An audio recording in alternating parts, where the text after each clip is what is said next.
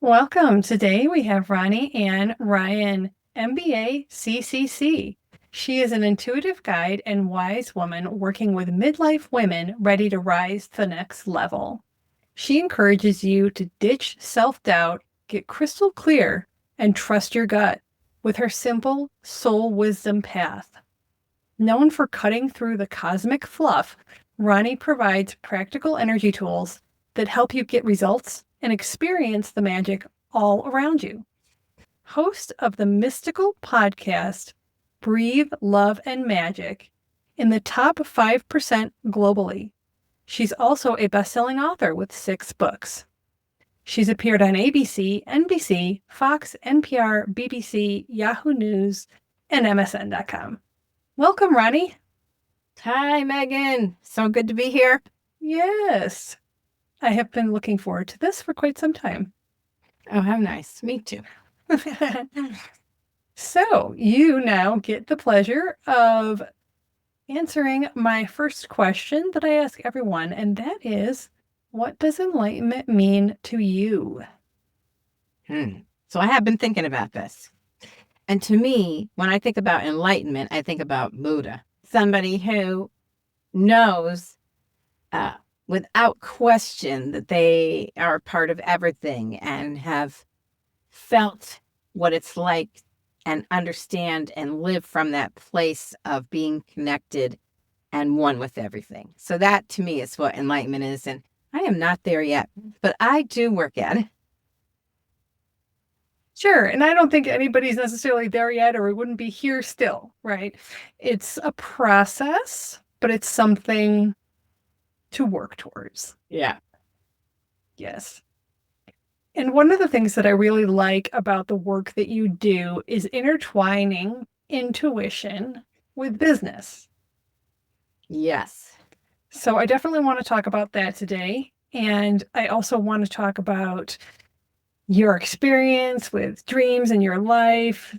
They've led you down your path, as well as Akashic Records and spirit guides and other things that you work with. Awesome. So where should we start? Oh my gosh, I don't know. How about telling the audience how you came to work in the healing space of intuitive business and the different processes that you help other women with today? Okay. So I have a business background, MBA, but I've always been on a parallel path. And so about the time I got my MBA, I also was working on my intuition. And I worked hard and long and diligently to get my intuition flowing because I must have had a bunch of vows from previous lives where I said I would not use those skills, I would not play with magic and all that. But I didn't have any conscious memory of that, so I just forged ahead and ran into roadblocks, etc. But anyway, so over time, I worked in consumer packaged goods. So it was general foods and it became craft foods. And then I became a consultant and I enjoyed that freedom tremendously. So I worked in a bunch of different marketing agencies and I kind of was a fill-in when they had too much business or they needed to hire somebody quit, or, somebody went on maternity leave, they needed a body to get stuff done. So that's what I did.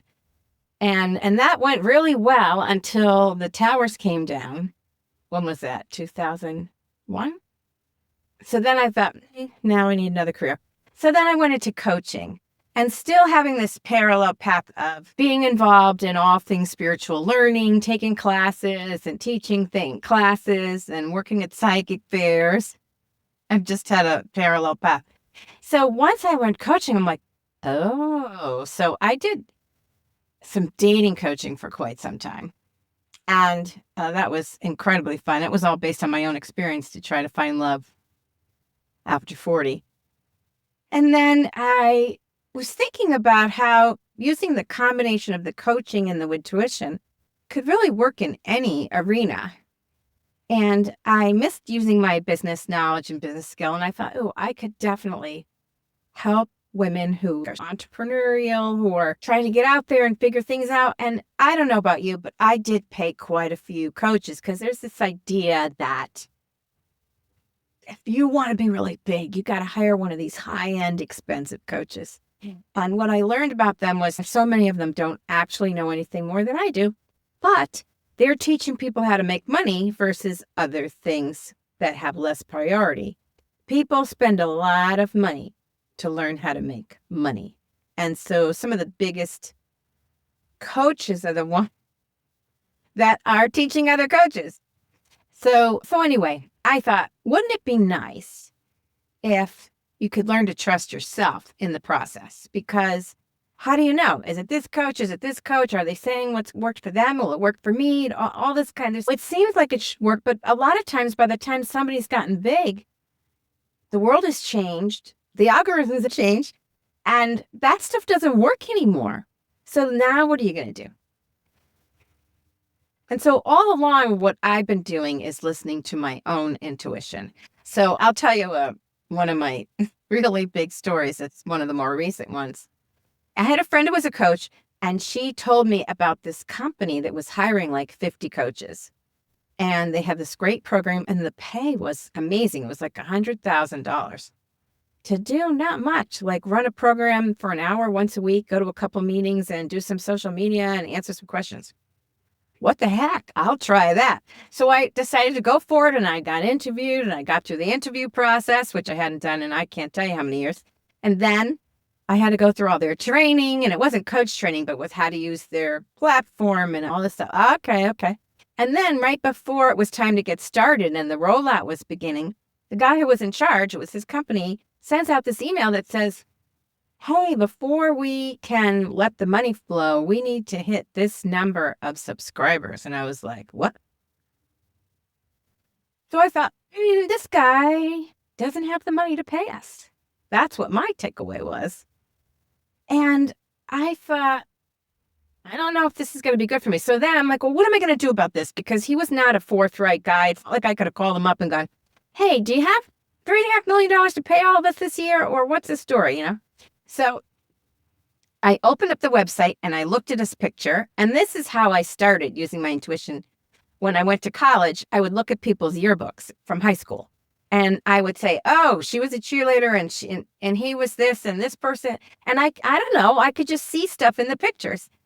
And it was just something fun I did. I didn't know anything about anything at that point. So I still use the skill. So I'm looking at his picture and I say, hey, I feel really uncomfortable. I don't understand what's happening. I'm not sure I trust what's going on. Give me something. Tell me something. Because I talk about this as conversations on the inner plane. And that's a book that I want to be writing this year about how you can talk to anything and anyone, but we'll get to that. So anyway, so I'm asking him the question, and obviously I'm going to hear through my intuition because his photograph is not going to really speak to me. And what I heard blew me away, which was not my problem. Now, if I was going to make something up as a response to what I was saying, that never would have been it. In a million trillion years, not my problem. I was like, what? No, I said, don't you care that I'm nervous, that I'm worried, I don't trust you, that you're not being transparent, that blah, blah. He goes, not my problem. So I decided I have to listen to this because I am really, really committed to not going against my gut. And it has worked. It has never let me down. Never. And so I left $100,000 on the table. I sent him an email and I said, I'm out. Thanks for the opportunity, Emma. So I wouldn't let myself check on it or talk to my friend or whatever because I didn't want to hear, was I wrong? Was I stupid? Did I make a mistake? I knew my gut said do this. So, 18 months later, I was curious. So I looked up the company name and the third result in the search was where people had left reviews. And one person said, nice idea, but no money. And another person said, heart's in the right place, but no funding. Never got paid. And I thought, I did hit the nail on the head. So this is important because if you have a feeling about whatever it is you're doing in business or in life, you have to trust your gut, because your gut isn't based on fear. That's your ego. Your gut will not lead you astray. And, I was in this podcasting group, and they were all excited about starting a TV channel. And the guy had told me about, he met somebody who was like a TV producer or something. And I just got all bunched up inside, like, oh, the feeling was awful. And I just thought, oh my gosh, this is not good. And then I thought, it's none of your business. Keep your mouth shut, because he's all happy, and let it be. So a long time went by, and then somebody from that group said, oh, he ended up leaving. He backed away from the whole thing because the movie guy was blowing smoke. So this is what you need. I mean, this is why I want to work with business people. This is why I want to help business women, because you can collect all the information. You can do all your due diligence, but there's never perfect information. So your intuition can really save your butt and your bank account. It's really important to learn to trust those little inner signals. And like you said, it's difficult in the beginning to differentiate between, is this worrying? Am I freaking myself out and presenting all the possible negative things that could happen? Am I focusing on those? Or is this a quote unquote gut feeling, an inner knowing that's telling me to do something that I am hesitant to listen to because you're mislabeling it as the worrying or the fear or the projection? So it's a slippery slope, learning to decipher those things. It is. And that's why when I work with people to build their intuition, I always tell them, don't start with the hardest question. Don't start with the most pressure. You really have to start with the little things where you build your confidence in all the little things. So like one of my favorite things to talk about is start with your GPS. So before you get in the car to drive, or once you get in the car to drive, think about where you're going and which route you want to take, and then check your GPS. It's you versus the GPS. See how you do. That is a great way to have immediate feedback about your intuition, about which path to take, which way to go. And it can help you build some confidence, and it doesn't take any time. I love practice ideas that you don't have to set time aside for. You're going in the car anyway. You're going to use your GPS. So just take a moment, focus, think about the path that you think you should take. Like, what does your intuition tell you? And then check the GPS. And you of course, go with the GPS because there's some data there. But that's also come into play for me, where one time, I wanted to go left, and I always go left. But I saw the road in front of me, and I thought, and it was so good that I went right, because the road was closed. And it wasn't on the GPS. So I was about to say that. Yeah. So there you go. So practice makes a big difference, but find easy ways to practice. Like, guess what temperature it is outside before you look at the thermometer. Just yes. Yeah. Yes. Or what time it is. Yes. Mm-hmm. Yeah.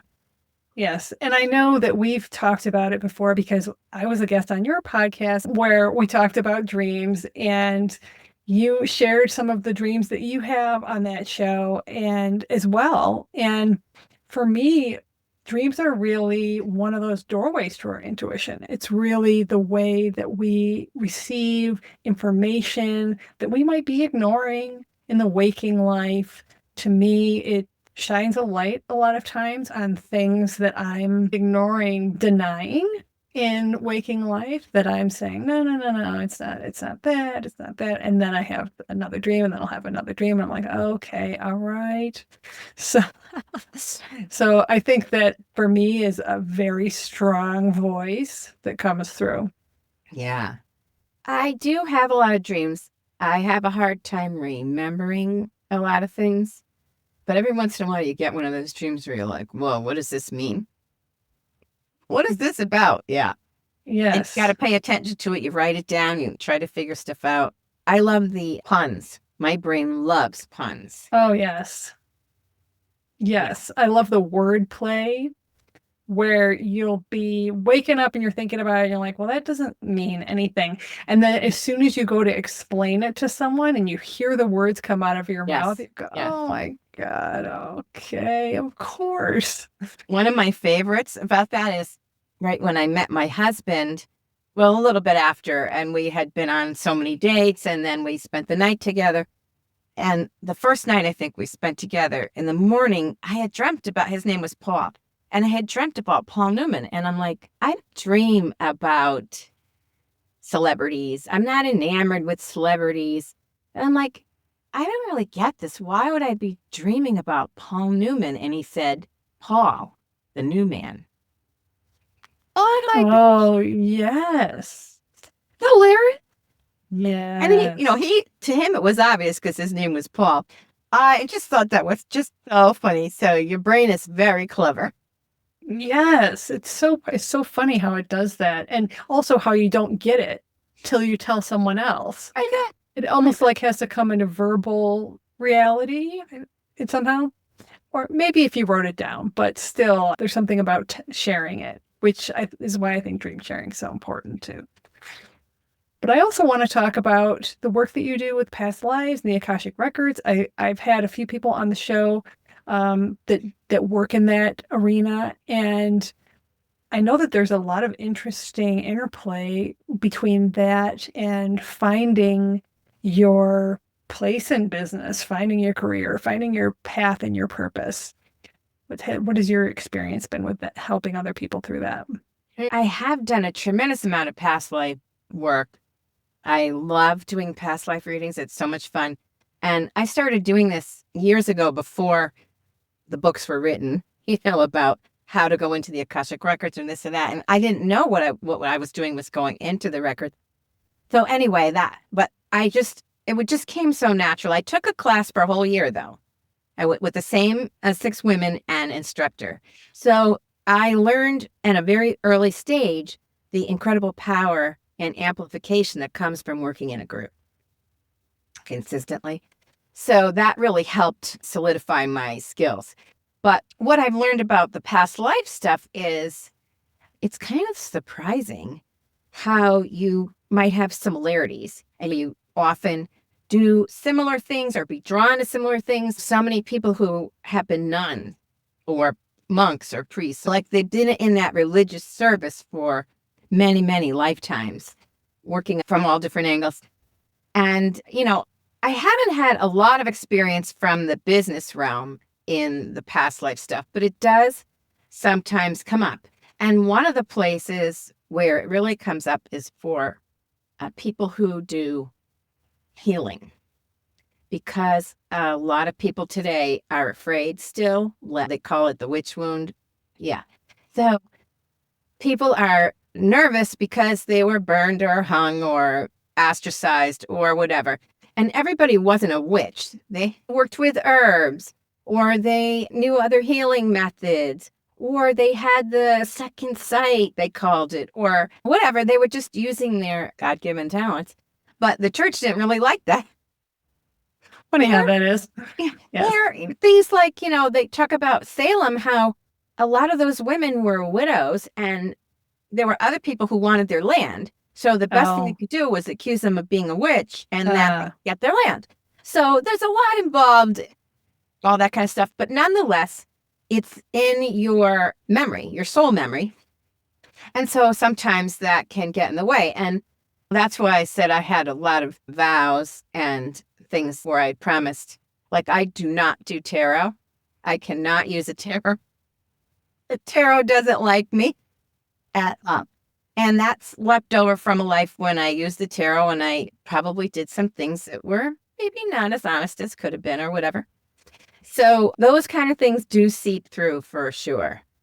And mm-hmm. I am so fascinated though. I love the stories. Like this one woman, she was giving me no feedback at all. It's nice to get a little feedback from somebody when you're sitting there for an hour or whatever, telling them this stuff about themselves and they just have deadpan. You're like, am I sucking wind? What's happening? So I told this woman that I saw her as a tiger trainer in the palaces in India. So maybe she worked for a Maharaja or whatever. And she and her father at that time, they trained the tigers. And I'm thinking, what the heck am I saying? But anyway, you just have to trust yourself. So you just say what you get. All right. So at the end, I finally said to her, well, do you have any feedback or did you relate to anything I said? Oh my gosh, my favorite animal of all times is tiger. And when anybody ever says to me, what animal would you be? I always pick tiger. And it was like, she should play poker because I had no idea that I was hitting the mark for her because she gave me deadpan, no feedback at all. But it's just such a fascinating adventure to Yeah. It's always nice to get that validation, but sometimes you don't. And sometimes they don't let on. Or sometimes they won't realize it till after. Yeah. Or I've been in a lot of live situations where it's a one-way communication. So people are receiving stuff in chat and they may or may not be really hitting it and might say that or not. And then later they might send you a message or not. So that's really where you have to, like you said, just completely trust in what's coming through and what you're saying and not judge it because it's not supposed to mean something to you. It's supposed to mean something to the receiver and you're just the messenger. So, and you know where I learned that from? This is really a funny story. From one of Shirley MacLaine's books. Her first book was Out on the Limb. That wasn't her first book, but that was her first spiritual book. And the second one was Dancing in the Light. And that was about learning about all her past lives. And that's where I learned that you just have to say it because somebody was afraid to tell her something about elephants. And it ended up being a very important past life to her where she had a relationship with elephants. And the other person was thinking, what am I saying? And she loved hearing it and it all meant something. So that's always a good story. So yeah, you just have to say it. Yes, that requires anyone who's doing that work to set aside all of their preconceived notions about themselves to be that conduit, which in the spiritual space takes a lot of work to do. Unless you're not afraid of judgment and all that kind of thing. Like you said, a lot of people that are in this space are wounded healers. They're carrying something probably from many lifetimes where they have to do this, but they also have to heal that previous thing that they're carrying, which I mean, even myself has had to go through that. I think a lot of us that step into this space obviously have been through something, and that's what gives us the catalyst to help others too. Sure. And no one's perfect. We've all been through stuff. I've been through stuff. Absolutely. Sure. I mean, no one's perfect and perfectly healed or anything like that. So tell me about the book that you want to be working on, the Inner Conversations. All right. So Conversations on the Inner Plane, you can talk to anything or anyone, alive or dead, or historical, mythical, fictional, or inert, because everything has a consciousness. So I wasn't always aware of that, but I've talked to plants. I talked to my honeysuckle bush in my backyard, and I talked to the fire. One time I had a friend and he had built a big fire and she goes, let's try talking to the fire. I'm like, really? Yeah, well, you can have a conversation with everything or anything, and it doesn't have to be real. Like, I loved this series that was on Netflix called The Last Kingdom, and the main star was Uhtred, and it was about England at the time of the great marauding Viking pouring out of Vikings who were taking over everything. So it was like 850 AD, and maybe in the next 50 years. And so I don't know, I was just infatuated. Let's just say it's just one of those things. So the movie and the series was like spiritual, though. It had spiritual aspects to it.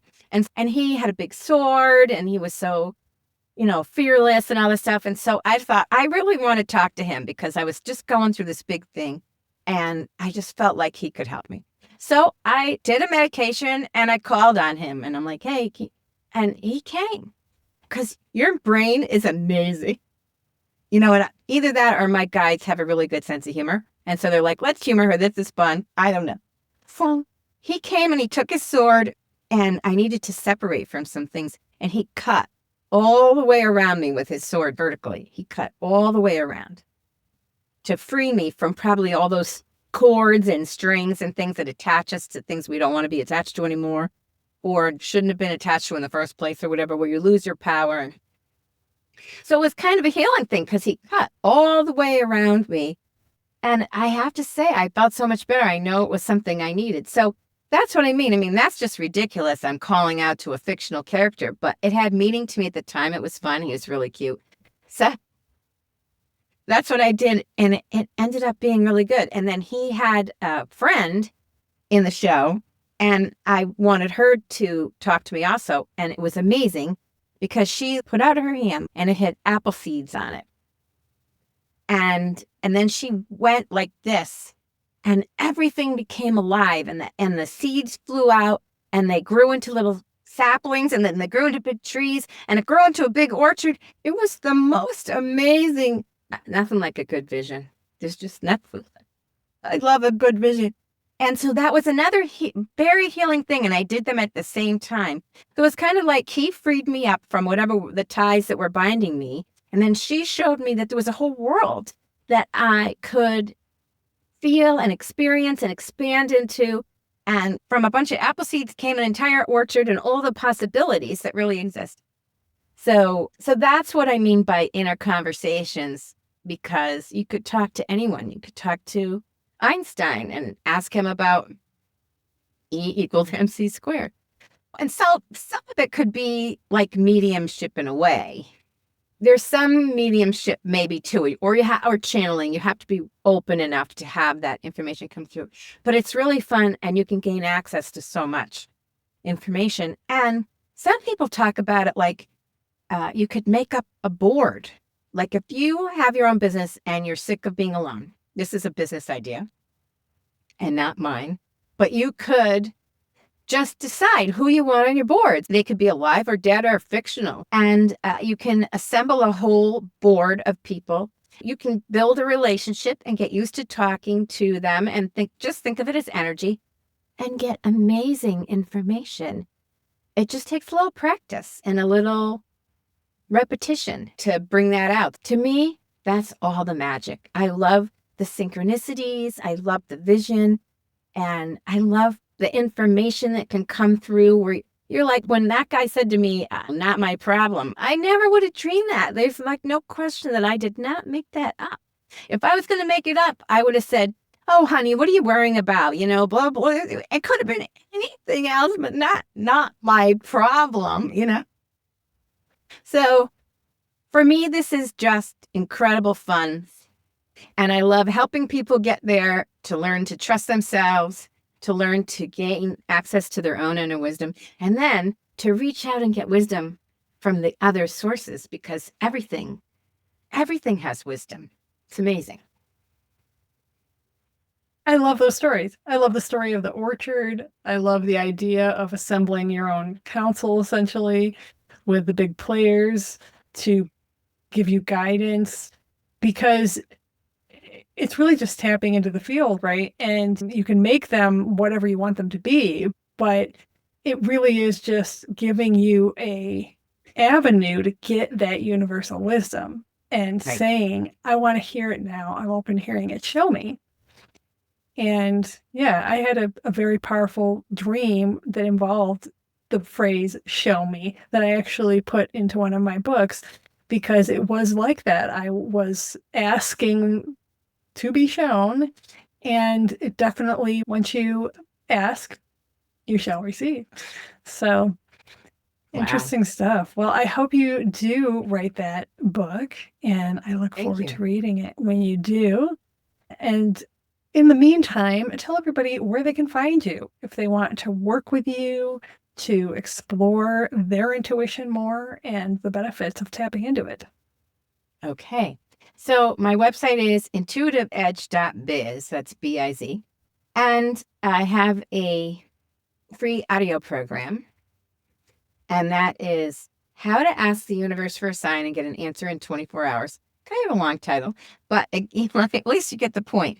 because this works. It works like a charm. It works like a dream. Sometimes you just can't stand making one more big decision. You don't know what to do. Ask the universe, give it 24 hours. It's really simple. So, and then I am going to be launching a program called the Magic Hour. And I'm very excited about this, where we're going to get together and we're going to tap into our intuition and do all kinds of things. Just fun, light, magical. No hard work, no seriousness, but certainly with results. So I'm very excited about the Magic Hour. That sounds like a lot of fun. I love the name. Thank you. All right. Well, thank you so much for being here today and sharing your story and what you do out in the world. I really appreciate it. And thank you again for having me on your podcast. If you enjoyed this episode, go listen to my episode on Ronnie's podcast. Yeah, please do. It All was right. good. Thank you. All Thank you right. so much. Yes. It's been a blast. Yes. Thank you for coming, Ronnie.